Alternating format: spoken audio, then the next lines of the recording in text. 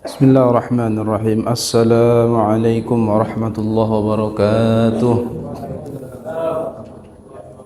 Bismillah, alhamdulillah, alhamdulillahilladzi wa kafa, wassalatu wassalamu ala nabiyil mustafa wa ala alihi wa sahbihi min ahli sidqi wal wafa. Allahumma salli wa sallim wa barik ala sayyidina Muhammad wa ala ali sayyidina Muhammad. Baik, Bapak-bapak, ibu-ibu yang semoga selalu dirahmati oleh Allah Subhanahu wa taala. Insyaallah melanjutkan kajian kita setiap Kamis, kajian tafsir Al-Qur'an. Insyaallah hari ini sesuai yang sudah di-share oleh Bapak Arifin ya. Hari ini kita akan membahas sedikit makna daripada begitu banyaknya ayat-ayat Allah Subhanahu wa taala. Ayat-ayat Quran. Dalam hari ini kita akan berbicara, mengulik, mendalami satu ayat mulia, yaitu suratul Mulk, surat Al-Mulk. Nah, cuma karena ini ayatnya cukup panjang, maka mungkin kita akan bahas ada bagian satu, mungkin ada bagian kedua nanti di pertemuan selanjutnya. Jadi tidak akan kita selesaikan karena tidak cukup waktunya untuk kita menyelesaikan, kurang lebih ada 30 ayat. Kenapa saya memilih tema tafsir surat Al-Mulk? Mungkin yang bawa handphone bisa dibuka Quran digital surat Al-Mulk juz 29 pertama, surat pertama juz 29.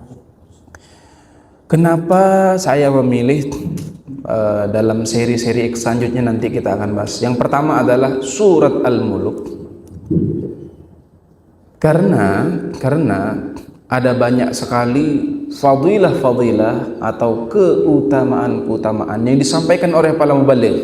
Termasuk saya sendiri sering menyampaikan di sini. Betapa mulianya, betapa hebatnya fadilah daripada surat Al-Mulk.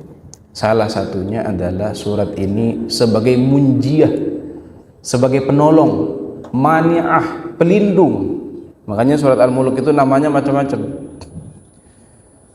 Ketika orang sering membaca surat Al-Mulk atau surat Tabarak, maka kata Nabi, ketika nanti di alamul barzakh atau di alam kubur, dia akan sepanjang itu menunggu.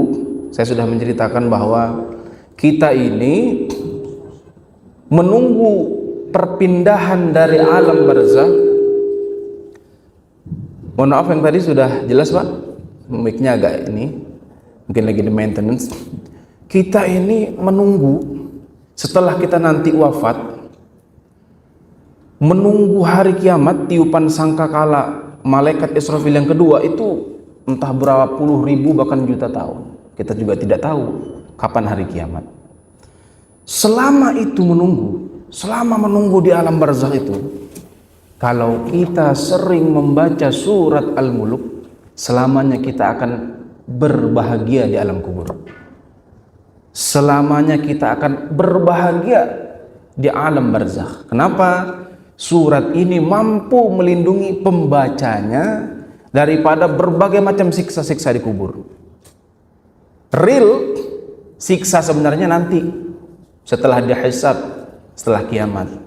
Tetapi kubur itu sendiri bagi orang-orang yang betapa banyak dosanya, bagi orang-orang yang sama sekali tidak mempersiapkan kalau dia akan mati, akan menjadi neraka pertama setelah kita wafat.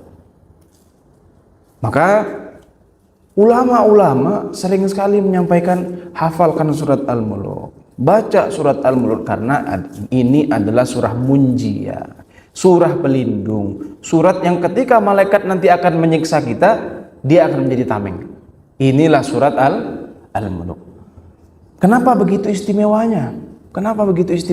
Nah, nanti kita akan bahas kata per kata, ayat per ayat, apa sih isi surat Al-Mulk ini?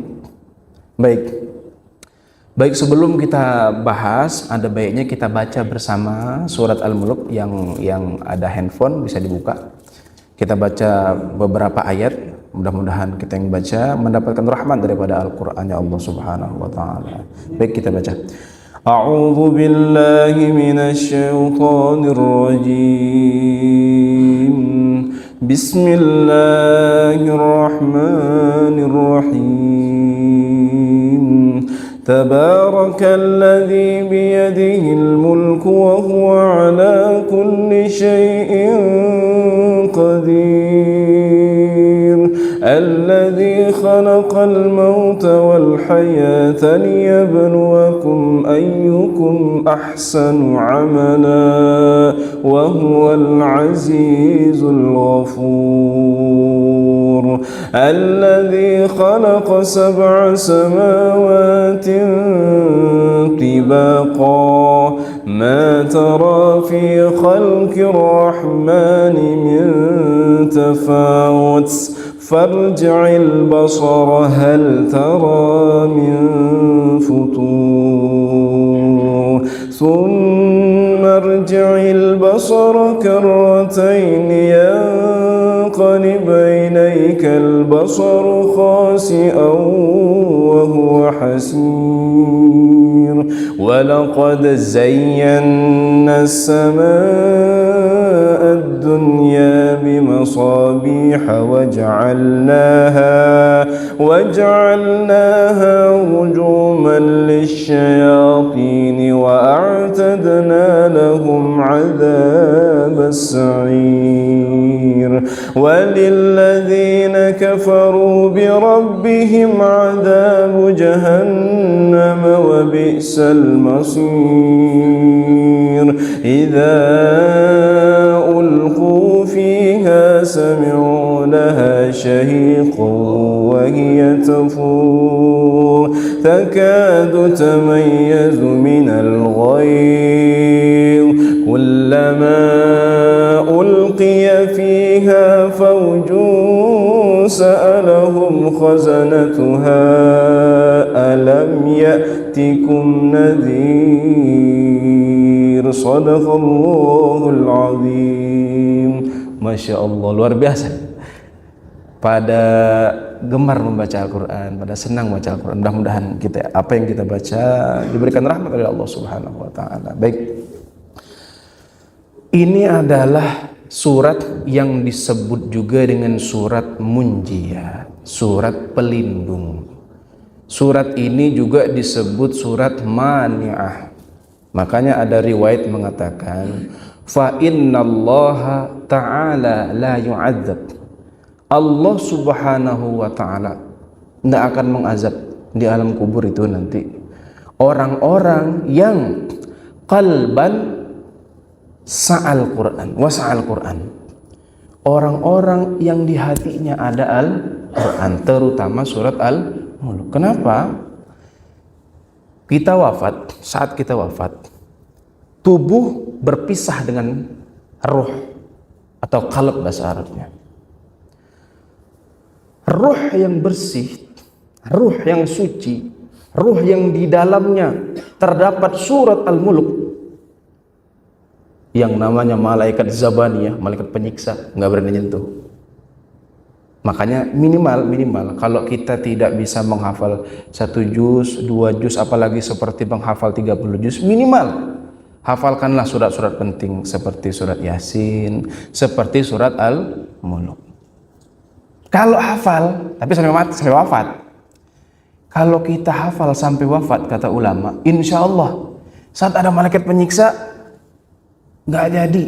Kenapa? Yang melindungi adalah surat Al-Mulk. Ia akan berubah menjadi tameng. Ia akan berubah menjadi seseorang yang kuat sehingga malaikat Zabaniyah nggak berani nyiksa, nggak berani ngancurin tubuh, nggak berani. Jadi minimal kalau mau menghafal Quran, minimal lah hafalkan surat Al-Mulk. Cuma 30 ayat, pendek, 30 ayat, nggak panjang. Dan dibaca, mudah-mudahan kita semua bisa istiqomah, dibaca setelah sholat maghrib utamanya. Kalau nggak bisa atau kelalaian atau lupa atau masih di jalan, sebelum tidur. Karena Rasulullah dalam hadis itu, karena Rasul la yanam, Rasulullah tuh nggak pernah tidur sebelum membaca surat al-muluk. Nah, baca ayat ini ya. Jadi di rumah nanti ketika pulang ke rumah sampaikan ke anak-anak, saudara, tetangga, orang-orang tersayang kita, hafalkan minimal surat Al-Muluk. Baca surat Al-Muluk ba'da maghrib atau sebelum tidur bebas waktunya. Gitu. Baik, yang pertama kita akan buka Tabarakalladzi biyadihil mulku wa huwa ala kulli syai'in qadir. Tabaraka. Ini Allah muji dirinya. Tabaraka itu terambil dari kata barokah, berkah. Nah, kita biasa bicara berkah. Berkah apa itu? Berkah. Tabarok dari asal kata barokah, berkah. Barokah atau barokah itu kata ulama maknanya adalah ziyadatul khair, kebaikan yang sangat-sangat banyak. Sesuatu kalau tidak ada berkahnya, kebaikannya hanya satu. Tapi kalau sesuatu di dalamnya ada berkah, kebaikannya berlipat-lipat banyak. Sederhana, misal kalau waktu, nah kita sebut waktu sesuatu. Waktu yang tidak berkah misalnya, waktu yang tidak ada berkah di dalamnya, kalau kita mengerjakan 1 jam misalnya, biasanya selesainya hanya 1 pekerjaan. Tapi kalau waktu yang di dalamnya ada berkahnya, 1 jam yang biasa hanya 1 pekerjaan selesai, bisa 3 sampai 4 pekerjaan. Itu namanya waktunya berkah. Atau makanan yang biasanya hanya 1 porsi, yang biasanya hanya mengenyangkan 1 orang, tapi kok bisa mengenyangkan 2 sampai 3 orang. Nah, itu namanya berkah ziyadatul khair. Berkah itu kebaikan yang berlimpah, yang banyak. Nah, itu namanya berkah. Tabarak artinya Allah mensifati dirinya dengan kebaikan yang sangat banyak. Artinya kalau kita baca tabarak, tabarakalladzi, dalam hati kita maha banyak sekali kebaikannya Allah Subhanahu wa taala. Kalau di terjemah biasa maha berkah, apa itu maha berkah? Bingung orang. Tapi kalau sekarang kita paham, tabarak, saat kita menyebut tabarak, maha banyak sekali kebaikannya Allah Subhanahu wa taala untuk alam semesta. Nah, itu maknanya tabarak. Terambil dari kata berkah. Nah, jadi kalau baca tuh ingat-ingat. Tabarakalladzi biyadihil mulk. Alladzi, dialah Allah yang biyadih, di tangannya, maksudnya di genggamannya al-mulk, segala sesuatu, kekuasaan.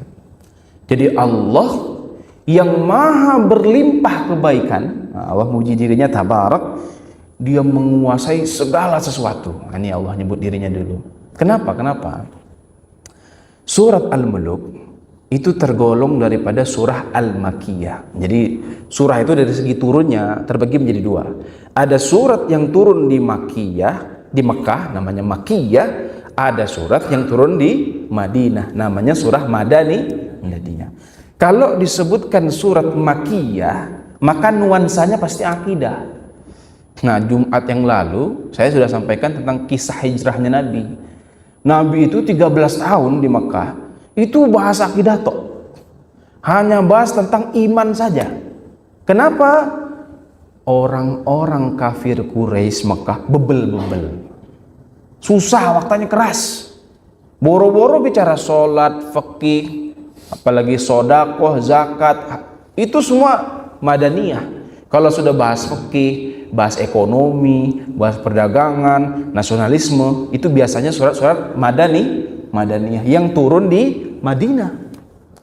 Tapi kalau bahasnya tentang kekuasaannya Allah, bahasnya tentang ini nih, Allah maha berkuasa atas segala sesuatu, biasanya itu merupakan surat Al-Makiyah yang dikhitab orang kafir Quraisy. Orang-orang yang tahu Nabi Muhammad tuh sejak kecil digelari Al-Amin.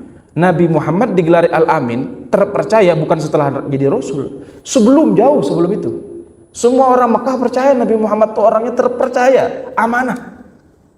Tetapi ketika Nabi Muhammad menyampaikan risalah, pura-pura bodoh, pura-pura menentang, nggak mau tahu. Nah, ini surat-surat Makiyah biasanya menghajar, dikhitabkan tuh ke orang-orang yang keras kepala itu. Lanjut, kita lanjutkan. Wa huwa ala kulli syai'in qadir. qadir. Allah itu maha kuasa atas segala sesuatu. Kulli syai', apapun. Sesuatu yang sudah ada ataupun belum ada, Allah menguasainya tanpa ada celah sedikit pun. Wa huwa ala kulli syai'in qadir. Termasuk masalah kita. Ya Allah, banyak banget utang ya Allah. Wa huwa ala kulli syai'in qadir. Allah menguasai. Kalau kita baca wa huwa ala kulli syai'in qadir, tenang harusnya. Kenapa? Allah kuasa merubah hutang kita itu menjadi lunas. Allah kuasa mengubah nasib kita menjadi lebih baik. Jadi ketika baca wa huwa ala kulli syai'in qadir, percayalah kekuasaannya Allah. Ada orang baca wa huwa ala kulli syai'in qadir enggak beriman. Sampai kapanpun kuasanya Allah akan jauh dari dia. Karena begini, di dalam hidup ini tidak semuanya terjadi atas murni hasil usaha kita. Pasti ada banyak campur tangannya Allah Subhanahu wa taala. Kita disuruh berupaya, berusaha, ya harus. Tetapi yang bikin usaha kita berhasil, sukses, maju, yang lambat jadi cepat, Allah Subhanahu wa taala. Yakini itu. Wa huwa ala kulli syai'in qadir. Allah menguasai semuanya, termasuk apa yang ada dalam hati kita. Ya Allah, pengen ini belum, pengen ini belum, anak sakit, anak pengen sekolah, macam-macam. Wa huwa ala kulli syai'in qadir. Lepaskan kepada Allah. Alladzi khalaqal mauta. Kita lanjut ayat kedua. Dialah Allah khalaqal mauta. Ini penting. Wal hayata. Dialah Allah Subhanahu wa taala khalaq. Khalaq itu artinya menciptakan al-maut wal hayat. Nah, disebutkan mati dulu. Kok tidak hidup dulu? Haya artinya hidup, maut artinya mati. Allah menciptakan mati dan hidup. Allazi khalaqal mauta wal haya. Kenapa enggak hidup dulu? Karena ada dua kata ulama. Kenapa di sini diksinya maut dulu? Pertama, kita berasal dari ketiadaan, sama dengan mati kata ulama. Jadi kita itu prosesnya mati, tidak ada maksudnya. Hidup, ada, lahir. Kemudian kita wafat, setelah kita hidup kita wafat, mati lagi. Kemudian nanti dibangkitkan, hidup lagi, sampai akhirnya kita kekal abadi. Jadi kita ini abadi. Nanti di surganya Allah Subhanahu wa taala. Tapi kita ini mulainya bukan dari ada. Tapi kita ini tidak ada dulu, makanya disebut mati. Atau ada juga ulama menyebutkan kenapa maut dulu, supaya orang ingat mati. Ingat mati. Jadi kalau baca ayat ini, kenapa Allah bilang maut dulu baru haya? Ingat mati. Kenapa? Banyak sekali orang yang begitu terlalu semangatnya dengan dunia, lupa mati. Ingat mati. Alladzi khalaqal mauta wal hayata liyabluwakum ayyukum ahsanu amala. Ini suatu fakta yang harus kita terima. Fakta yang harus kita terima. Allah ciptakan khalaqal mauta wal haya, hidup dan mati, liyabluwakum. Untuk apa? Menguji ternyata. Jadi kalau ada ujian jangan kaget. Bu, Pak, kalau ada ujian jangan kaget. Hidup ini terus ada ujian. Jangan lemes, jangan kaget. Faktanya ayat kedua surat Al-Mulk, Allah sudah bilang, Allah ciptakan hidup, mati, liyabluwakum, untuk menguji kamu, untuk menguji kalian semua. Ini liyabluwakum ini khitabnya semua. Sampai Nabi Muhammad sendiri, nabi-nabi, rasul, ulama, semuanya diuji oleh Allah Subhanahu wa taala. Apalagi kita. Jadi kalau ada ujian, kalau ada masalah, kalau ada berbagai macam cobaan, jangan nentang dulu, ya Allah banyak banget cobaan, ya Allah enggak kuat. Itulah ujian daripada Allah. Untuk apa? Allah ingin menguji ahsan amalah. Siap, ahsan itu artinya terbaik. Hasan itu baik. Kalau ahsan yang paling terbaik. Di sini Allah tidak bilang aksar. Allah ciptakan hidup dan mati untuk menguji kamu, siapa yang paling banyak amalnya, bukan. Tapi kalimatnya siapa yang paling baik amalnya. Apa maksud ahsan di sini?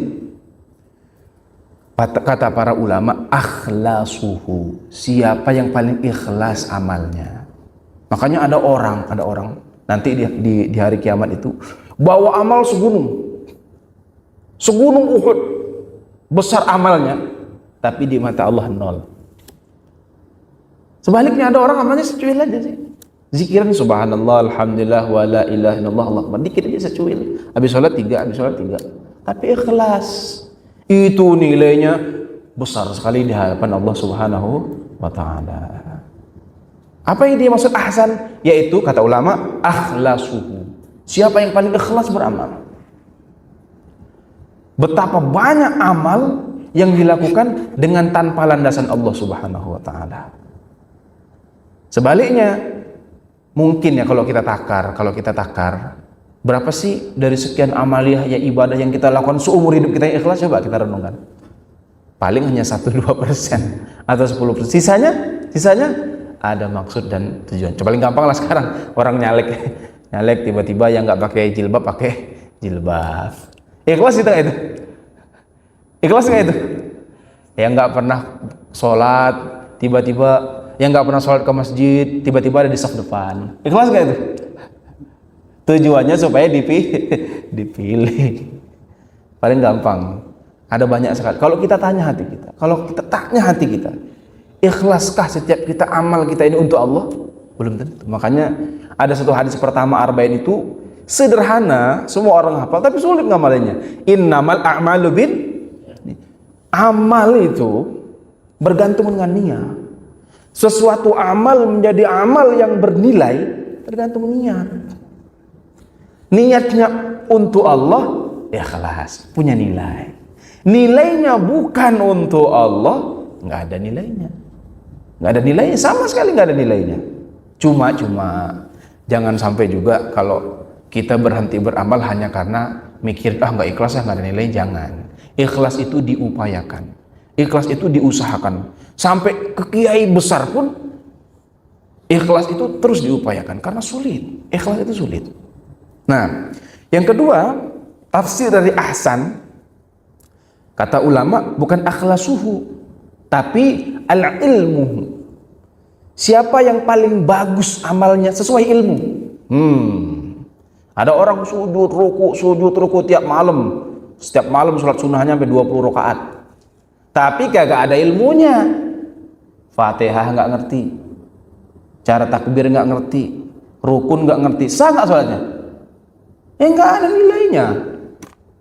Sama dengan ulama 2 rakaat aja sholatnya, tapi pure, sholatnya tuh punya ilmu, maka nilainya jauh lebih bagus daripada yang 100 rakaat tapi nggak pakai ilmu. Kata Nabi, al-amal bila ilmu, amal tanpa ilmu mardud, ditolak. Contoh ya, sini sering saya jelaskan, syiratal ladzina an'amta, itu benar atau salah? Benar atau salah? Bu, kurang kencang ibu-ibu. Benar atau salah, Bu? Salah. Yang benar syiratal ladzina an'amta. Gimana kalau bacanya gitu? Selama sholat nggak ngerti bacaan sholat, nggak ngerti tajwid, nggak mau belajar ngaji, bodoh amat sampai tua. Ntar aja urusan itu. Ya nggak sah sholatnya secara fikih.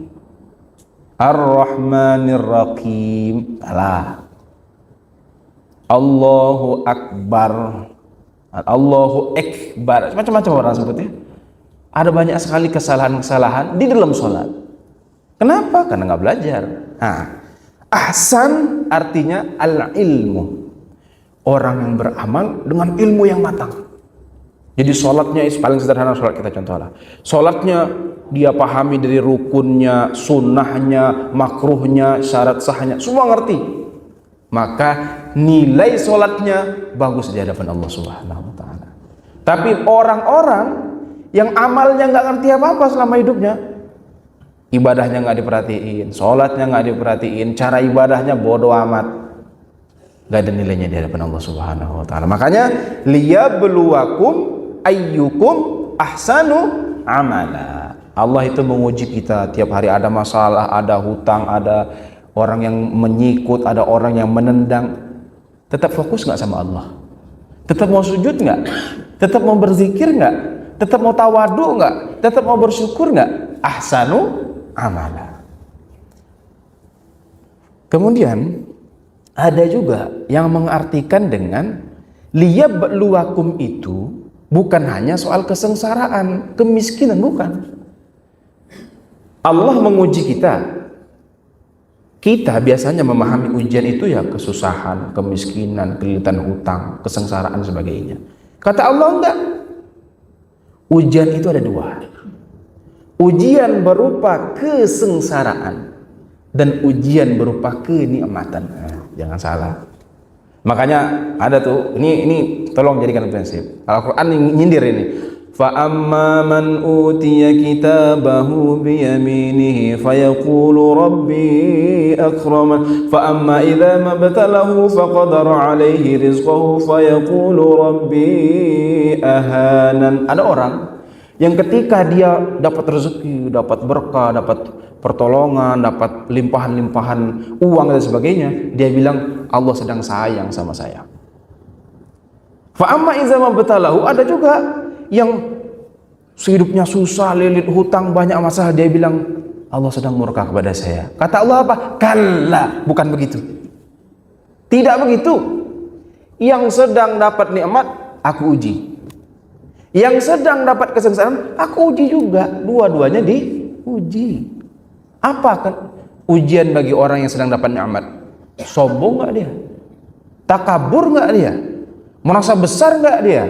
Nginjek orang nggak dia? Angkuh nggak dia? Masih mau sujud nggak? Itu ujiannya orang-orang yang mendapatkan kenikmatan. Ujian orang dapat kesengsaraan, sabar nggak? Tetap mau sholat nggak? Tetap mau sujud nggak? Begitu. Kalau kita didapat kesengsaraan, kemudian nggak sholat, ya gagal. Hidup pedih banget. Ah, malas sholat, Allah tuh nggak ada. Saya doa tiap hari, sujud tiap hari, kok hidup saya begini-begini aja? Nah itulah. Berarti kita gagal diuji. Ada juga orang kaya lupa. Ini bahaya tuh, kaya dan lupa. Punya uang, bebas beli apa saja, bebas kemana saja, ke diskotik, ngebar, minum, mabuk, narkoba tiap malam. Akhirnya lupa dengan Allah Subhanahu wa Ta'ala. Itu pun diuji.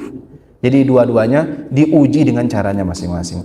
Liyabluwakum ayyukum ahsanu amala wa huwal azizul ghafur. Dialah Allah Maha Aziz, Maha Perkasa, dan Maha Ghafur, Maha Pengampun. Allah sebut lagi nih, meskipun kalian diuji, tapi aku ini Ghafur, aku ini akan Maha Pengampun. Maka perbanyak tobat. Tobat. Kadang-kadang kita saking besarnya masalah ya, mungkin ngerasa kayak Allah ini jahat sekali, mulai itu suuzon sama Allah. Tapi Allah sebut, aku ini Ghafur. Kalau kalian sudah bersangka buruk kepada saya, cepat-cepat taubat, cepat-cepat taubat. Ghafur, aku maafkan.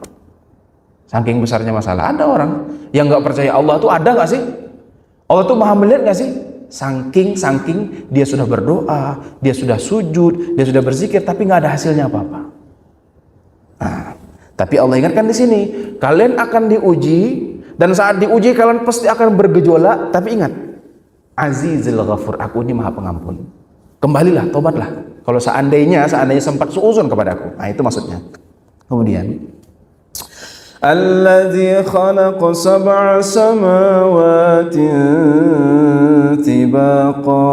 Allah ciptakan 7. Ada, kita sering di Al-Quran itu sab'a, 7. Samawat artinya langit. Tibaqa itu kalau tafsir biasa menyebutnya berlapis-lapis. Saya lebih cenderung kepada tafsir yang lain, bahwa alladzi khalaqa sab'a, Allah ciptakan langit. Allah ciptakan 7 langit, maksudnya adalah Allah menciptakan banyak sekali makhluk-makhluk Allah di atas langit. Ada meteor, ada galaksi, bima sakti, sebagainya. 7 itu maksudnya banyak. Sama kayak saya bilang 1001 alasan nggak mempan. Maksudnya apa? Banyak. Jadi jangan artikan 7 itu langit itu hanya 7, bukan. Esensi langit itu sendiri aja kita nggak tahu. Sampai mana batasnya? Nggak ada yang tahu. Tapi diartikan di sini sama, sab'a ini artinya banyak. Allazi khalaqa sab'a samawat, Allah ciptakan 7, artinya banyak. Samawat, galaksi, bima sakti, bintang, sebagainya, planet, tata surya. Tibaqa, yang dia semua serasi, teratur, nggak saling tabrakan, nggak saling himpit-himpitan. Pagi-pagi matahari terbit aja, sore-sore tenggelam aja, nggak ada tuh balik-balik tuh. Kita nanam tumbuh aja. Itu namanya serasi. Dunia ini diatur Allah sedetail mungkin sehingga semuanya berjalan dengan serasi. Bumi itu melakukan rotasi dan revolusi, kan berputar tuh. Rotasi itu berputar mengelilingi poros, revolusi berputar mengelilingi apa namanya ini, jagat raya, ya, mengelilingi jagat raya itu. Dia berputar terus, nggak tabrak, nggak jungkir balik, nggak lepas dari landasnya, kan ada landasnya tuh kalau dalam teori fisika. Semuanya tibaqah, teratur. Ini Allah tantang orang kafir nih. Ma tara fi khalqir rahmani min tafawut. Coba kalian lihat, hei orang kafir, mana ciptaan saya yang tafawut, yang tidak serasi, yang tidak seimbang, yang tidak bagus? Hujan nih. Apakah hujan tuh seperti langit bocor? Enggak ada berhentinya. Enggak hujan-hujan terus kan? Enggak. Langit bocor, enggak. Tetap hujan, ada kalanya hujan, ada kalanya berhenti. Semua serasi. Coba kita lihat alam raya ini, semuanya serasi, semuanya teratur, tibaktornya teratur, rapi, tersusun rapi. Allah tantang, coba kalian lihat. Coba kalian lihat, fi khalqir rahman, dari segala ciptaanku ini, ada nggak yang nggak serasi? Ada nggak yang saling bertabrakan? Farji'il basar, Allah tantang lagi, coba lihat lagi. Farji'il basar, coba lihat lagi. Hal tara min futur, pasti kamu tidak akan melihat celah sedikit pun daripada ciptaanku. Semua serasi, semua teratur ciptaannya Allah. Ini adalah bentuk tantangan untuk orang-orang kafir pada waktu itu.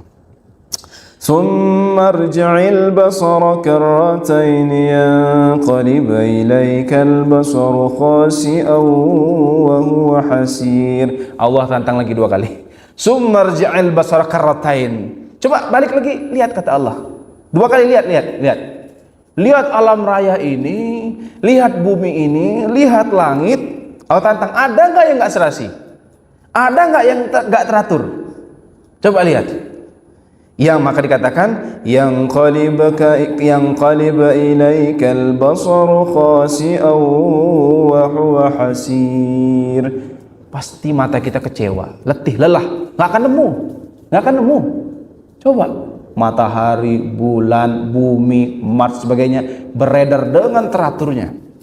Ini bukti bahwa ada yang memelihara dengan sangat detail sampai detik-detiknya, Pak. Makanya kan nggak berubah. Tanggal-tanggalan itu bisa diprediksi. 1 Syawal kalau pakai metode hisab itu bisa diprediksi sejak lama. Kenapa? Saking teraturnya bulan dan bumi ini bergerak. Nggak ada melesetnya, bisa diatur itu. Sampai bisa dicek gitu. Kemudian kita lanjutkan. Walilladzina kafaru bi rabbihim 'adzabu jahannam wa bi'sal masir. Kalau tadi Allah bercerita tentang kuasanya Allah, Allah Maha Kuasa, Allah Maha Hebat, Allah Maha Mengatur, Allah Maha segala-galanya, Allah akan menguji kita. Sekarang Allah menghitab.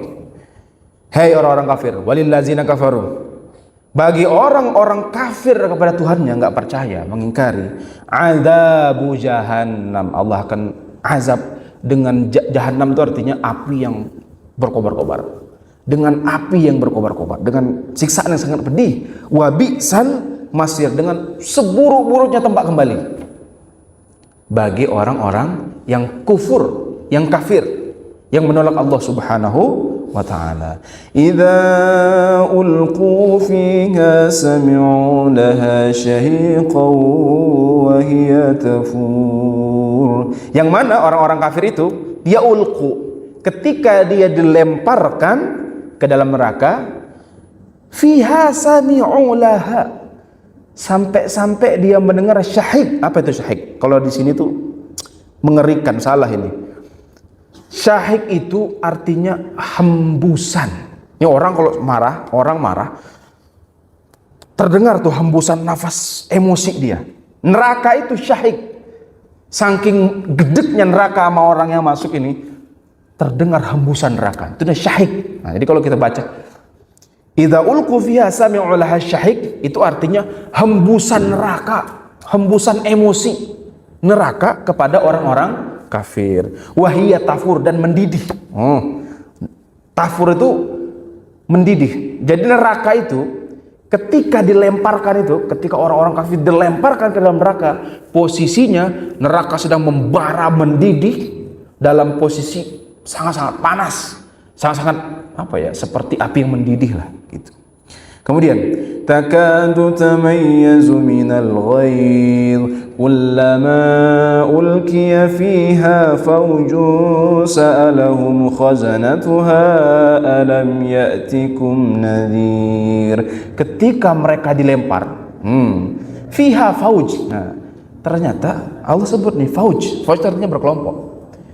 Orang-orang nanti yang akan dilempar ke neraka ternyata berkelompok-kelompok.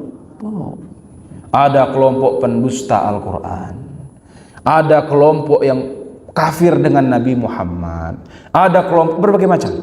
Sama, masuk surga juga nanti berkelompok-kelompok. Ada kelompok ahli ngaji, sering pokoknya hobinya kajian aja, hobinya dengerin ilmu aja.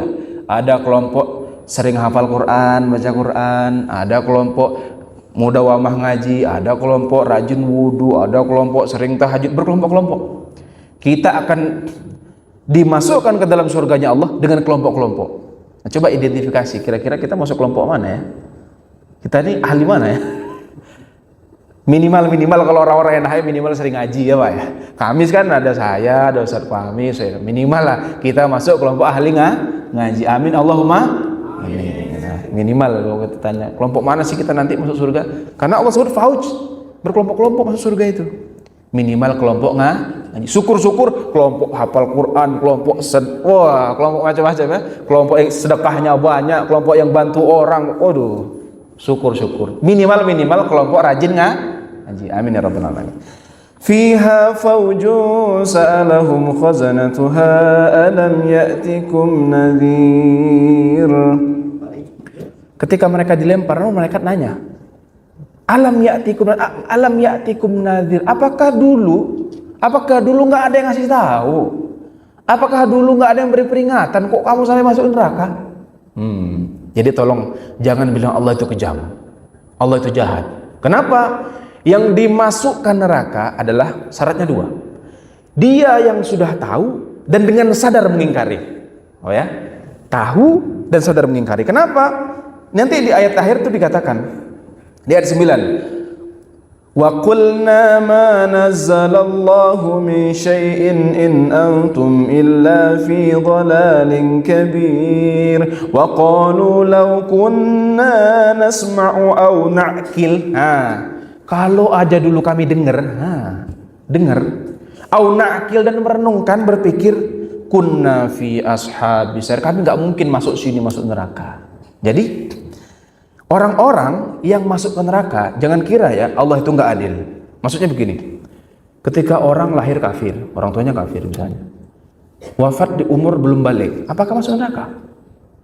Dia belum tahu informasi apapun loh. Makanya Imam Ghazali berpendapat akan ada 3 posisi nanti. Ada surga, neraka, ada al-a'raf. A'raf itu tengah-tengah, bukan neraka, bukan surga. Dia bisa melihat neraka, dia bisa melihat surga. Siapa? Orang-orang yang wafat sebelum tidak sampai risalah. Contoh seperti anaknya non muslim, belum akil balik, belum sampai akil balik sudah wafat. Masa masuk neraka? Kata Imam Ghazali, dia adanya di a'raf. A'raf itu tengah-tengah, enggak neraka, enggak surga. Kata Imam Ghazali di dalam kitab Faisul Tafriq.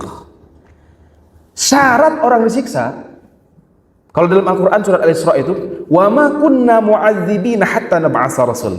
Kami, kata Allah, tidak akan menyiksa sampai datang Rasul, sampai kami utus Rasul untuk menyampaikan risalah, pesan dari kami. Jadi orang-orang yang disiksa, 2 saat sudah sampai risalah yang sempurna, informasi tentang Islam yang sempurna, 1. Yang kedua, dengan sadar dia menolak. Karena begini, ayat-ayat ini itu dibacakan sama Nabi Muhammad ke seluruh orang kafir. Mereka tahu, mereka paham. Contoh paling sederhana ya, Sayyidina Umar dulunya kafir. Begitu dia baca Begitu ke rumah adiknya, ada tersimpan suhuf, lembaran-lembaran surat Toha. Toha ma anzalna alaikal qur'ana litashqa illa tazkiratan liman yakhsha tanzilan mimman khalaqal arda was samawati ula. Ketika baca itu masuk Islam. Kenapa? Dia paham itu. Orang Arab tuh ngerti itu. Orang Arab itu ngerti apa yang dia baca. Sampai berucap Sayyidina Umar, ma hadza min bashar. Ini bukan dari manusia, bukan. Ini bukan dari Muhammad ini. Ini dari Allah Subhanahu wa ta'ala. Jadi jangan kira kalau Allah kejam, tidak. Karena Allah hanya akan menyiksa orang-orang yang sudah sampai kepada dia informasi utuh tentang Islam. Menurut Imam Ghazali di dalam kitab Faisalut Tafriqahnya. Bagaimana dengan orang-orang yang tidak tahu? Bisa jadi tempatnya adalah di Al-A'raf. Makanya ada surah Al-A'raf tuh. A'raf itu tempat tengah-tengah artinya. Bukan di surga, bukan juga di neraka. Namanya Al-A'raf. Jadi ayat-ayat kita ini ingin berbicara tentang betapa kuasanya Allah Subhanahu wa taala dan betapa nanti orang-orang yang ingkar kepada Allah nyata sudah sampai pengetahuan, sudah sampai hidayah, sudah sampai segala macam dakwah, segala macam risalah dari Allah, dia tolak dengan mentah-mentah. Karena ayatnya di sini jelas. Di ayat 11, fa'tarafu bidzambihim fasuqan li ashabis sa'ir. Mereka itu i'taraf. Nah, tolong artikan. Kalau araf artinya tahu. Tapi kalau i'tarafu artinya mengakui. Mereka sadar. Dulu tuh mereka nentang, mereka sadar. Mereka dulu sudah tahu yang benar, tapi mereka nolak tuh sadar. Karena begini, Abu Jahal, Abu Lahab dan kawan-kawan itu mereka tahu Nabi Muhammad itu bukan orang pembohong. Mereka tahu Nabi Muhammad itu orang baik. Tapi karena ada kepentingan bisnis. Nih Nabi Muhammad ini kan ngasih proklamirnya apa? Allah itu Esa. Otomatis bisnis patung bahaya nih. Kan mereka bisnis pahat. Jadi di Mekah itu ada 99 berhala itu. Itu kan dibikin. Nanti dijual. Bisnis mereka dikacaukan sama Nabi Muhammad. Nah, karena itulah mereka tidak mau Islam. Padahal mereka sadar Muhammad itu benar. Cuma Muhammad ganggu bisnis saya. Nah, jadi mereka sampai mati tidak mau masuk Islam. Walhasil orang-orang seperti inilah yang pasti akan masuk ke dalam nerakanya Allah Subhanahu wa taala. Mudah-mudahan kita yang hadir di sini diberikan pemahaman, diberikan kekuatan oleh Allah Subhanahu wa taala untuk menghafal dan memudawamah membaca surat Al-Muluk sehingga kita semua dilindungi oleh Allah Subhanahu wa taala di yaumil kelak, di yaumil kubur, di yaumil barzakh. Amin ya rabbal alamin. Sekian yang dapat saya sampaikan. Mungkin kita lanjut ke pertanyaan. Assalamualaikum warahmatullahi wabarakatuh.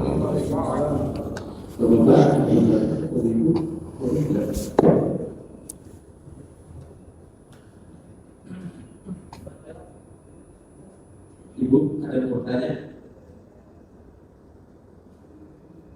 Cukup? Oh ada. Oh.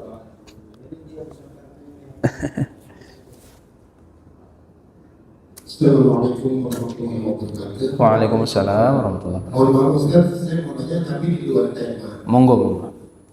Saya pernah mengalami sholat subuh, ya, di satu lokasi. Pada saat itu imamnya mungkin di jamaah ini biasa melakukan kunut. Pada saat itu imamnya lupa mungkin dari itu langsung sujud.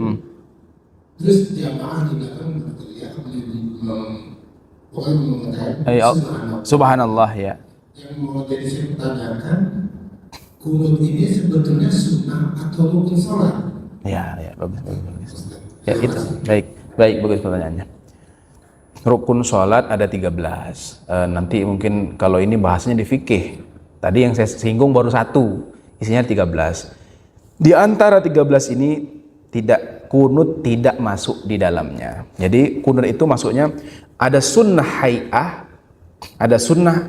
Jadi sunnah sholat itu terbagi lagi. Jadi ada sunnah hayat jadi namanya. Jadi sunnah ini, kunut ini termasuk sunnah. Sunnah yang kalau ditinggalkan disunnahkan lagi, diharuskan lagi untuk sujud sahwi. Jadi hanya sujud sahwi saja. Dia tidak sampai membatalkan sholat karena dia bukan rukun. Tapi kalau rukun ditinggalkan batal sholatnya. Jadi imam misalnya imam